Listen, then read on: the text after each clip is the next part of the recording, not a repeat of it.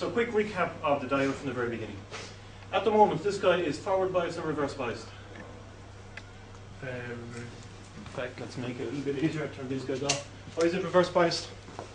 Because the arrow head points the wrong way. Current is going to go clockwise or anti-clockwise, as the way this is set up. Clockwise. It's going to go from the plus around to the minus. So the current is definitely going to go in that direction, right? The diode, for the diode to work, it's expecting that that is at the head of the arrow. In other words, if the diode, if current is going to work here, that's going to be the head of the arrow, so it's as if there's an arrow going in that direction, right? So if the current is going that way, it will allow it to go through it. If it's not, it won't. So very quickly we dip it into the circuit and see what happens. Here it goes. And because the current is going that way, the diode will only allow current going that way, nothing lights up. So we rotate it, and you get it working. So there's your symbol diode. Current is going through here, and you get the current flowing. This guy is called what? Not a resistor. LED, and what does LED stand for? Light. So once again, this is the same as the last one. It's got a diode buried in the middle of it. Except it doesn't have a silver band, so how do we know which is the positive and which is the negative? And which is the longer end, you remember? Positive. Okay, you don't have to remember this, but the long end is normally positive. So as it currently stands, it's not all that obvious. This guy here looks a little bit longer, but I'm only guessing. So it's the wrong way around. Once again, you rotate it. So the big advantage over normal light bulbs is what? Less energy is wasted in heat one. Yeah, much less electricity is giving off as waste. Much electricity is even needed to light it in the first place, or much less current. So it's very inexpensive to use. However, as we've seen when we've used them, and when you've done the demonstrations, they don't give off as much light. So you need a heck of a lot of them together to give off as much light as a normal one. So this is what they look like, and we said every single one of these spars is an LED. So if you want the number 8 to light up, you're going to have to get that bar in there to light up also. That gives you the 8. These 6 on the outside gives you 10, these 2 give you 1, and these variation here gives you the 2. So in a digital display in a clock, you've got 8 LEDs for each number, and the different ones light up corresponding to the different digits. Okay? That's all it is. That's what they look like. Each LED has one leg slightly longer than the other, demonstrating that one is positive and one is negative. So this is the experiment we're going to build onto today. We won't spend too much time at it, but all you have to see is as I increase the voltage, here, I'm getting current. This is the light bulb. So as I increase the voltage to a light bulb, I get current. As I increase the voltage to an LED, I'm getting no current, right? So in terms of the junction voltage that we spoke about the last day, we'll go into it in more detail later on, but not right now. What can I say about do I know anything about the junction voltage that I can say here? It's not great enough to move over the junction. So the junction voltage must be less than what? Or must be greater than what? 0.53. Must be greater than we mustn't have reached the junction voltage yet. The junction voltage is when the voltage is able to drive the current straight through the depletion region. So we'll go back over that in more detail later. But as soon as you reach the junction voltage here, this thing will start lighting up very quickly.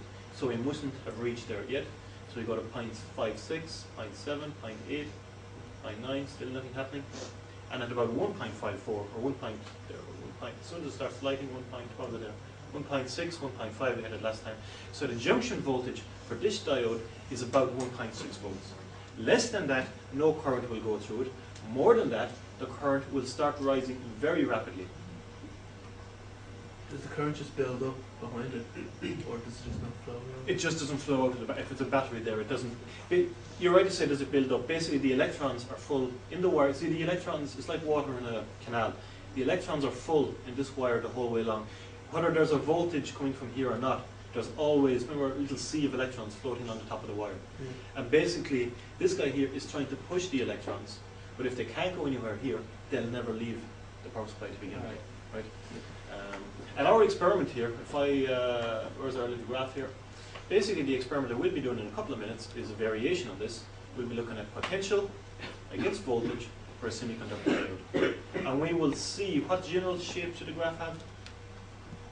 It should be really flat and go up first. Really flat at the bottom until you reach a junction voltage. And as soon as you reach a junction voltage, at that stage, any small voltage increase will cause a big increase in current. And you get something like that. So we'd have to do that whole setup here and see how it works, and then you come in on Thursday and you view it yourself. Okay? Once again, nice and quickly, this guy here is known as a light-dependent resistor. So when I shine light on it, what happens to its resistance, Richard? It decreases. Very good. So we don't have a multimeter, but we just do have the light bulb. Its resistance decreases, therefore it's easier for current to flow around the circuit. Here, you don't have the light bulb, but you have the multimeter. So its resistance decreases, it drops right down when the light is shining over it. Alternatively, Anthony, can we have another device rather than light to reduce the resistance? A thermistor. What does that use? Increase the resistance. Okay, yeah, in that case you apply heat to it. So we come back to here, I turn the light on. We're going to very quickly look at these demonstrations here. So, focus it back down here, Sarah, if you don't mind. I need a multimeter. I measure resistance, so I set 1 to common and 1 to ohms, and I'm going to measure the resistance of a... What's this guy called? LED. Not LED. LDR. LDR, light dependent resistor. So you can, am I too close or you can get it there? A little close. Bring it back over here. Sorry. So nice and quickly measure the resistance of it, and to vary the light that it receives, what do we do, Karina? Or in this case we have a light on it, so what can I do? Make it darker. How do we make it darker? Put it in your hand. Okay, just cover it with my hand. So here you've got a resist. Can you hold it just up like that? So it's reading 2 point, and it varies because even the sunlight and shadows is making a difference, but it's 1 point, whatever it is there. The big thing is, as soon as I cover it, what should happen to its resistance? Decrease. It should, yeah, because the two are inversely proportional. So as soon as I cover it here, you see its resistance going way up to 4 or thereabouts. I take it away, it goes back down. Nice and simple. We now do the same thing with a thermistor. Max, what do we do with a thermistor? It changes the resistance with temperature. With temperature. So in this case, just going to light it. We have a resistance there of 0.71. We heat it nice and quickly, and its resistance should go up or down? Go down, and our resistance is now what, Sarah? You can focus on that. Oh, Were you focusing on it the last time? yeah. Okay, you can get its resistance. Oh, you got it, yeah. Okay, and so all you need to see is its resistance drops way down. From that, nice and quickly, we operate something called the polarity indicator here, which is this guy. You can switch that off, Karina. Actually, I just need my... What's the use of an LDR? LDR is a light-dependent resistor. So basically, you would have it in a circuit, and the current, the resistance in the circuit will change if light shines on it. Yes? And if the resistance changes and you've got a fixed potential difference, what else will change? The current. So let's say the resistance was to drop. Why would the resistance drop? The resistance would drop if light shined on it. So you might have it, like I said, in some sort of an alarm, in a vault, where there should be no light. If somebody inadvertently opens a door, lets light shine on it, the resistance of the LDR will go up or down? The resistance will go to activate an alarm of some description. So that's just one possible, a simple application of it.